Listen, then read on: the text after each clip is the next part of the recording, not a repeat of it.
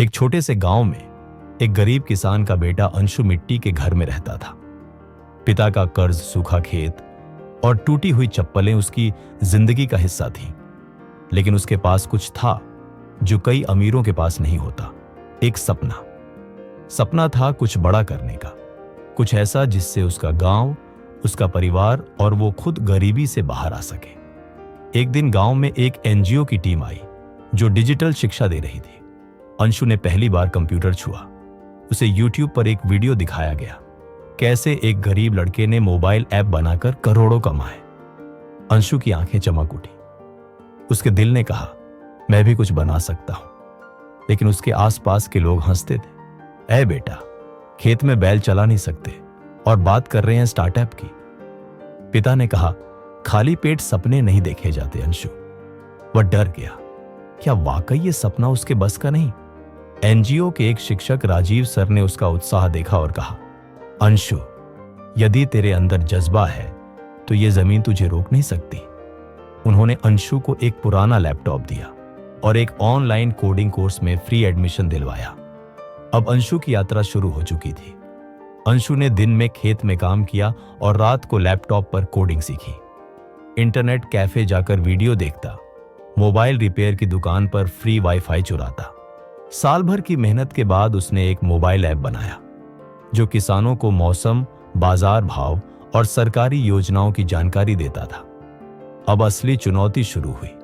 App play store पर चढ़ाना था, लेकिन $25 फीस कहां से आए? अंशु ने गांव के स्कूल में ट्यूशन देना शुरू किया, मां के गहने गिरवी रखे और पैसे जुटाए। ऐप लॉन्च हुआ, लेकिन डाउनलोड नहीं हो रहे थे। लोग मजाक उड़ाते, ऐप तो बना लिया, अब भैंस क्या उसे डाउनलोड करेगी? एक दिन अंशु ने थककर कहा, शायद सब बेकार है। उसने लैपटॉप बंद कर दिया और खेत चला गया। उसी शाम एक बूढ़े किसान ने उसे कहा, बेटा, तेरी ऐप से मेरे खेत का नुकसान बच गया। तेरा ऐप नहीं होता तो मैं गलत खाद डाल देता। अंशु की आंखों में आंसू आ गए। फिर एक दिन दिल्ली की एक स्टार्टअप प्रतियोगिता में राजीव सर ने अंशु का नाम भेज दिया। अंशु को बुलावा आया। उसके पास टिकट के पैसे नहीं थे, लेकिन गांव वालों ने चंदा करके उसे भेजा। दिल्ली में उसने टूटी अंग्रेजी में अपनी ऐप का आइडिया बताया। निर्णायक दंग रह गए। अंशु को 10 लाख रुपए की फंडिंग मिल गई। गांव लौटते वक्त अंशु के हाथ में ट्रॉफी थी और दिल में आत्मविश्वास।